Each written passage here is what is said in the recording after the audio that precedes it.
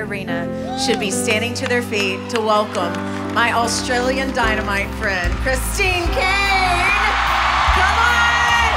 Come on! We could get so familiar with what we have access to that we lose our sense of awe and wonder and amazement at the greatness of who Jesus is. And when you lose that, then Jesus, the text tells us, could do no miracles amongst them.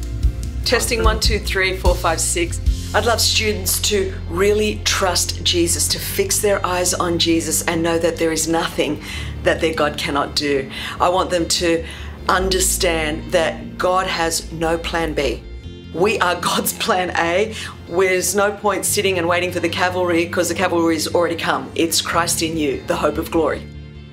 One thing that I've learned about leadership is that if you continue to endure through the hard times, you will come through. See, a lot of us, we want to be delivered from a lot of our leadership issues, but Jesus carries us through many of them because we are being formed and conformed and transformed more and more into the image of God as we go through a process. In our own leadership journey, we never stop growing and being conformed to the image of Christ. So if you try to basically short circuit a process or come out of a process, and I think sometimes when you've been a leader longer, you think I could start taking some shortcuts, but those shortcuts will inevitably cause everything to unravel. So it's important to stay through the process so you can continue to become who you need to become. So when you get to the other side, you're who you need to be to do the next phase of what God's called you to do.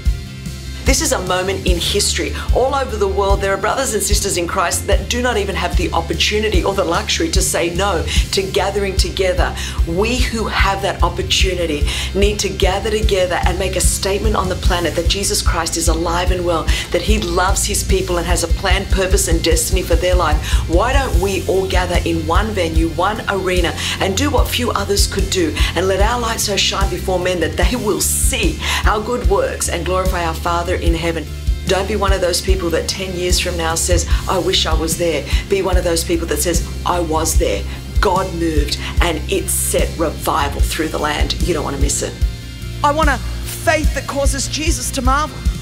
A faith that says, I haven't seen that kind of faith anywhere in America. I haven't seen. No, you don't need to be the most educated. You don't need to be the smartest. You don't need to be the most connected. You don't need to be the most resourced. You just need a faith that recognizes that He is the Son of God, and all He needs to do is just say the word. That if He said it in His word, it shall come to pass. And we need that kind of faith to be unleashed.